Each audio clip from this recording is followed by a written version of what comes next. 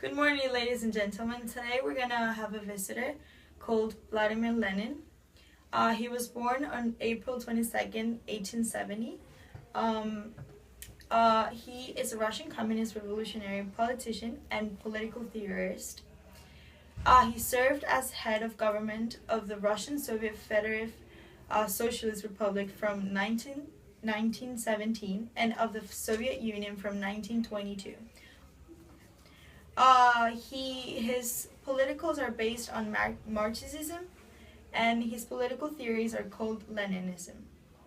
Under Lenin, Russia was replaced by the Soviet Union. All wealth became nationalized.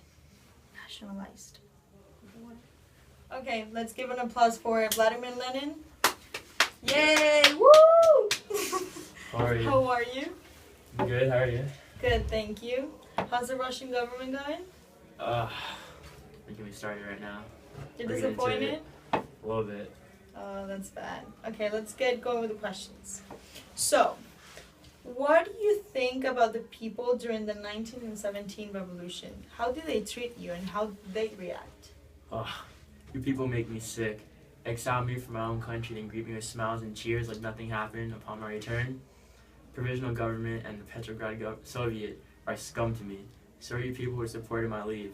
Those of you who support the Bolshevik Party are my enemies and are obstacles to the natural flow of history. My single glory now is to overthrow the provisional government. I will replace Russia under Bolshevik control. All power to the Soviets. Wow.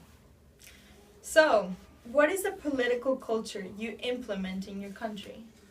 I'm a political genius. I'm so great they even named political theory after me, Leninism.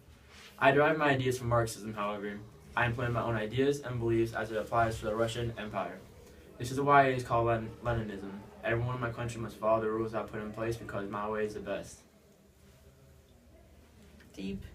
So, what's your opinion about democratic centralism? It seems to be directly correlated with me. It's a principle of my internal organization I use in my government. I allow my members to discuss and debate policies and direction of the country. However, once we come to consensus, I expect all members to uphold the decision. I look at it like this: freedom of discussion, unity of action. Unity of action. Alright. So, how do you feel about your international affairs? More specifically, your foreign policy. 7 words. Started from the bottom, now we're here. Took the Soviet Union from the bottom to the top. We're not recognized by other nations for being communist, but look at us now.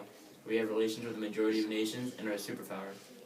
We're one of the 5 permanent members of the United Nations Security Council, which gives us the right to veto any of the resolutions made.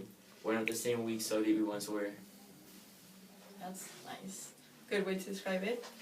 How do you feel about being more transparent to your people? Like the policy of glasnost. What do you feel about it? Glasnost. I love that word. It is so powerful and helpful to my government. Openness to my people is so important.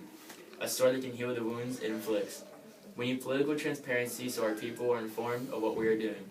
I really need the West to lower the defenses so Soviet goals may be met without interference. However, I never say that out loud for West to hear. What do you feel about the KGB and the information that they currently released about you? The security system is a disgrace for the Soviet Union. Releasing files stating classified information. So it says I'm part Jewish. So what? It was only my grandfather and it's inherited by my mother. Therefore, I'm not Jewish. The KGB was weak. That's why it collapsed. It was put in place for a reason, and now it's releasing information about me. How pathetic. Let's get more into current events. What do you feel about the beginning of the fall of the Soviet Union? In other terms, perestroika. Perestroika? If you ask me, it's all a bunch of nonsense.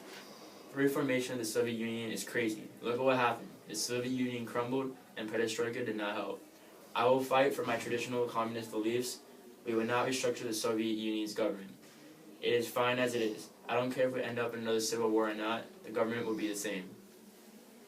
So, what do you feel about looking at Russia not being communist anymore? In other words, how do you feel about de-Stalinization? This concept of de-Stalinization is crazy. I cannot believe these people want to reform communism.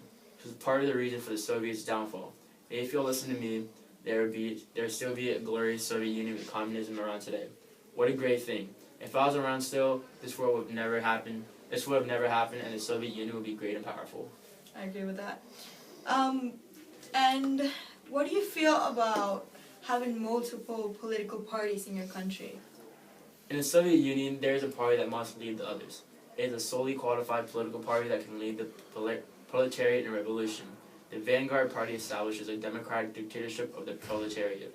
Communism is the most advanced and determined section of the working class in all countries. It is a section that makes all the others push forward. Nice.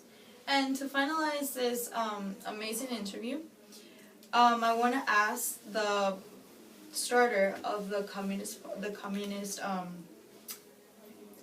era.